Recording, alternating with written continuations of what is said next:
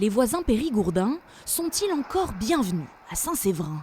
Dans cette petite commune charentaise, la municipalité a installé 2 banderoles à destination des habitants de la Dordogne.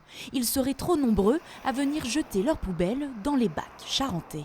Les gens de Dordogne sont obligés de payer, parfois les poubelles sont pleines quand ils mettent la carte. Donc ils payent pour rien, parce que c'est payant à chaque passage. Qu'est-ce qu'ils font? Ils vont dans le département voisin et puis ils mettent leurs poubelles dans les poubelles de tout le monde. Et nous après on a les poubelles qui débordent. Et voilà, et du coup ça crée des tensions entre les gens, c'est dommage. Ça devient problématique parce que quand vous voulez poser vos poubelles et que c'est plein, c'est assez gênant d'aller vraiment dans le bois alors qu'on avait les poubelles à 100 mètres. Car en Dordogne, avec la mise en place de la redevance incitative, chaque dépôt de déchets est facturé.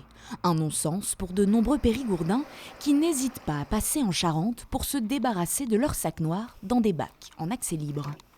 C'est vrai que quand on a la possibilité, parce qu'on habite à côté, d'avoir des conteneurs où là on n'a pas ce système de financement, bah oui, je comprends. Ça devrait être la même chose pour tout le monde, mais un truc qui marche. On est dans une société de consommation, on pousse, on a de plus en plus de plastique, de papier, tout tralala, puis après on paye. C'est les aberrations de notre société. Si le maire de Saint-Séverin a décidé de sensibiliser à cette question, c'est parce que ces dépôts d'ordures ont un coût pour le contribuable charentais.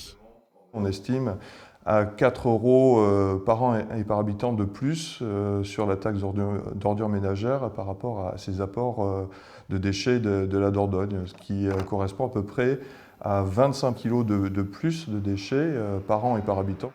En Dordogne, après une première hausse en 2024, les tarifs de la redevance incitative grimperont une nouvelle fois de 5% au 1er janvier 2025.